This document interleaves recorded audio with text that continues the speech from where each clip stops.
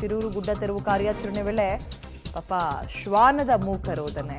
ಕೊಚ್ಚೋಗಿದ್ದ canteen ಮಾಲೀಕನನ್ನ ನೆನಪಿಸ್ಕೊಂಡು ಶ್ವಾನ ರೋದಿಸ್ತಾ ಇದೆ.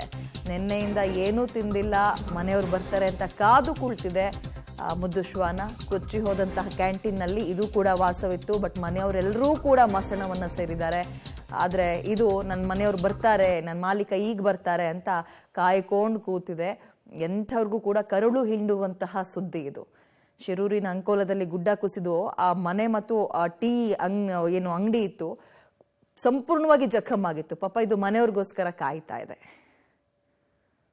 ಕಾರವಾರ ಜಿಲ್ಲೆಯ ಅಂಕೋಲ ತಾಲೂಕಿನ ಶಿರೂರು ಬಳಿಯ ರಸ್ತೆ ಮೇಲೆ ಗುಡ್ಡ ಕುಸಿದ ಪ್ರಕರಣಕ್ಕೆ ಸಂಬಂಧಿಸಿದಂತೆ ಒಂದು ಕಡೆ ರಕ್ಷಣಾ ಕಾರ್ಯ ನಡೀತಾ ಇದೆ. ಪ್ರಕೃತಿಯ ಮುನಿಸು ಮಾನವನಿಗೆ ಅರ್ಥ ಆಗ್ತಾ ಇದೆ. ಅದರ ಜೊತೆಗೆ ಮೂಕ ಜೀವಿಯ ಒಂದು ರೋದನೆಯನ್ನು ನಾನು ನಿಮಗೆ ತೋರಿಸ್ತೇನೆ. ಇಲ್ಲಿ ದೃಶ್ಯಾವಳಿಗಳಲ್ಲಿ ನೋಡ್ಬೋದು.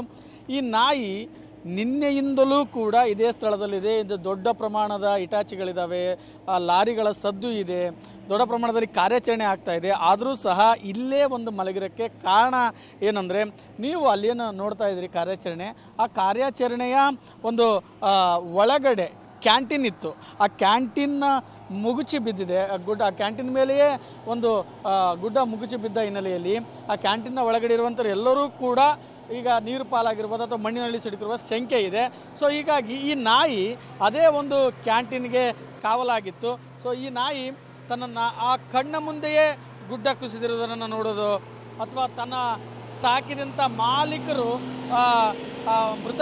ಆ ಒಂದು ಅಪಘಾತಕ್ಕೆ ಒಳಗಾಗೋದನ್ನು ನೋಡಿ ಸಂಪೂರ್ಣವಾಗಿ ಕುಸಿದು ಹೋಗಿರುವಂಥದ್ದು. ನಿನ್ನೆಯಿಂದಲೂ ಕೂಡ ಈ ನಾಯಿ ಇಲ್ಲೇ ಇದೆ. ಅದು ಅನ್ನ ನೀರು ಸಹ ಮುಟ್ತಾ ಇಲ್ಲ. ಇಲ್ಲಿನ ಸಿಬ್ಬಂದಿಗಳು ಪಾಪ ಅವರಿಗೆ ಬಿಸ್ಕೆಟ್ ಹಾಕುವಂಥ ಪ್ರಯತ್ನ ಮಾಡಿದರು, ತಿನ್ನಿಸುವಂಥ ಪ್ರಯತ್ನ ಮಾಡಿದರು. ಆದರೆ ಅದು ಎಲ್ಲೂ ಕೂಡ ಹೋಗ್ತಾ ಇಲ್ಲ. ಅಲ್ಲಿಯೇ ಆ ಕಾರ್ಯಾಚರಣೆ ನೋಡ್ತಾ ಇದೆ. ಒಳಗಡೆ ತನ್ನವರಿದ್ದಾರೆ, ತನ್ನನ್ನು ಸಾಕಿದವರಿದ್ದಾರೆ. ಸೊ ಅವರನ್ನು ನಾನು ನೋಡಬೇಕು ಅನ್ನೋ ದೃಷ್ಟಿಯಲ್ಲಿ ಈ ಒಂದು ಮೂಕ ಜೀವಿ ತೊಳಲಾಟವನ್ನು ಕಾಣ್ತಾ ಇರುವಂಥದ್ದು. ನಿಜಕ್ಕೂ ಕೂಡ ಒಂದು ಕಣ್ಣಲ್ಲಂಚಿ ನೀರು ತರಿಸುವಂಥ ದೃಶ್ಯಗಳು.